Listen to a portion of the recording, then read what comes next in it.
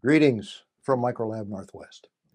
Today I thought we'd talk a little bit about the difference between visibility and resolution. During the 1800s, there was a lot of work done on trying to figure out how close objects could get, and you could still resolve that there were two objects present. They were looking at stars, trying to figure out if you're looking at a binary system, how far apart do the stars have to be in order to see two stars instead of just one? Lord Reynolds applied that to a microscope and said, well, now, if we look through a microscope, we can control the resolution by the angle of light that the objective collects. Now, the angle of light that the objective collects is marked on the objective. It's marked as the numerical aperture. The numerical aperture is the sine of half the angular aperture for the objective. So it's a measure of the angle of light that's being collected. So it's an important aspect of determining what the microscope can resolve. Visibility is something entirely different. When they were looking at the night sky, they had no difficulty in detecting the presence of a star. The question was, is it one star or two stars? They could see the stars even though all of the stars are far below the resolving power of the human eye. An example of visibility as opposed to resolution. Now, Lord Rayleigh was concerned about how do we know what we're resolving, what we can resolve with a light microscope. Now, he was building on work that was done by Ernst Abbe. Ernst Abbe was working for Carl Zeiss, and he was a physicist, he determined what was required in order to make two close objects detectable as two objects. Whenever a beam of light, a wave of light, travels through a material and around a material, it creates a diffraction pattern. The diffraction pattern consists of the zero order maxima, which is where the bright beam of light comes right straight through, and then colored maxima away from that. And those colored maxima, as the object gets smaller and smaller, move further and further out. In other words, at greater and greater angles. That's why, for instance, if you want to resolve a structure that is smaller than what you can resolve with a 10x objective, you go to a 20 or a 40x objective. It's not the magnification, it's the angle of light that you're collecting. If you just needed magnification, you could increase the magnification of your eyepieces and get any magnification you wanted. That wouldn't change the angle that the objective was collecting. You had to change the angle of the objective collection in order to increase the resolving power. But there are some other tricks you can play. Ernst Abbe used a little diffraction grating. Here's an example of a diffraction grating. We put that on our microscope here and take a look at the diffraction pattern. Now we're going to start out with our diffraction grating using bright field illumination, and we really can't see much here. And the reason for that is because the diffraction maxima for this particular system is only collecting the blue and part of the green. So we really can't make out the diffraction maxima in this particular situation. We can't make out the grating as a result. In order to make out the grating, we would have to use wavelengths that have the maxima present. And the maxima present with this kind of illumination is only blue or green.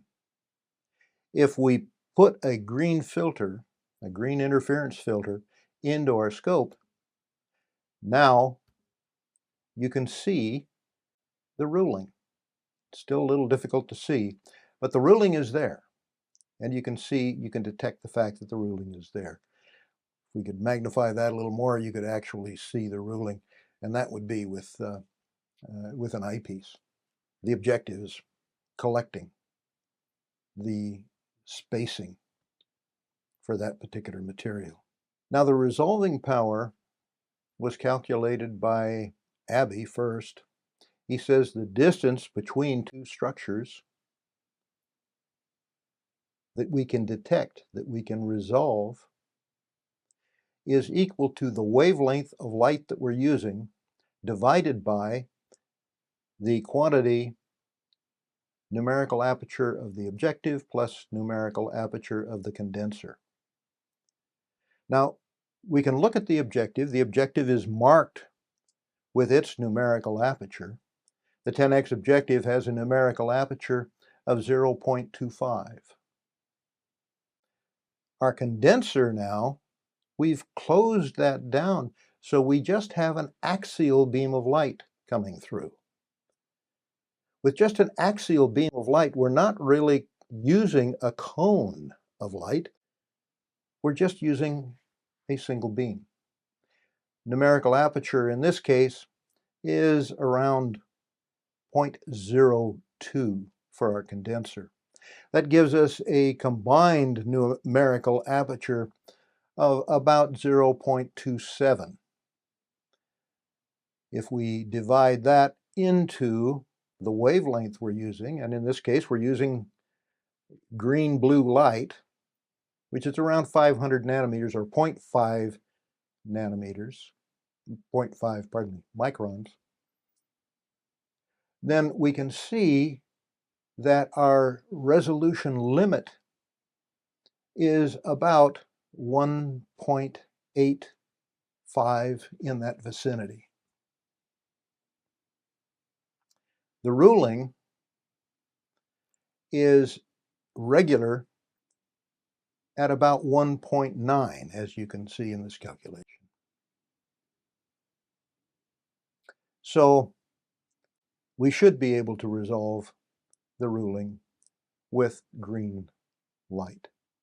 There are some other tricks that we can play with the illumination system. You know, it's the angle that we're talking about. We need to collect an angle at which we have diffraction maxima. We can do that by changing the angle of light coming through our objective. If we go to oblique illumination, so now the light, instead of coming straight through, is coming through at an angle. The result is that our diffraction maxima that were over here have now been rotated into this position, so they're collected by the objective.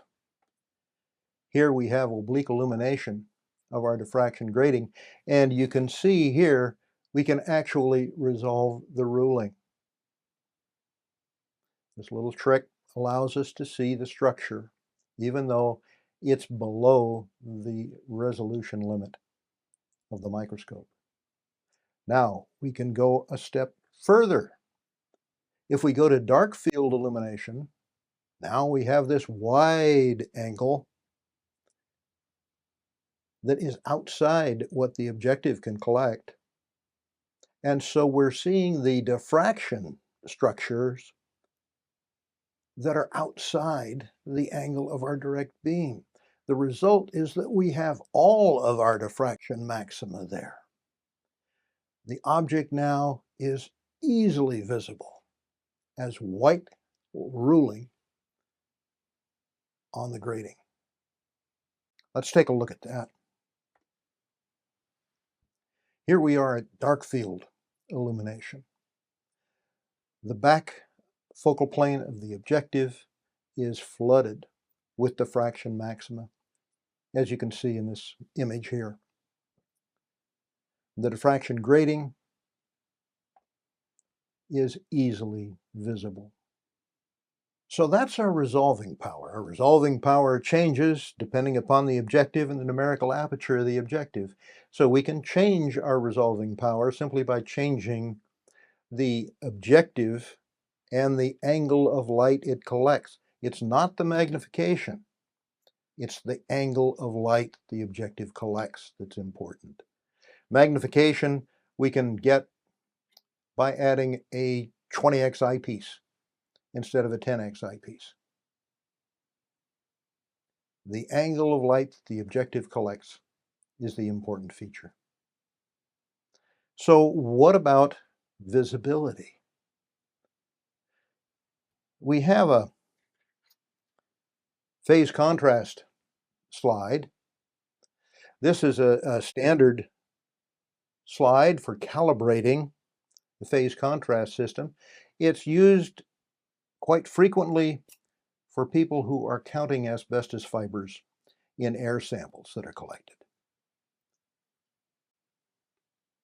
The specification for counting asbestos, airborne asbestos fiber, requires that we use a 40x objective with a numerical aperture of 0.6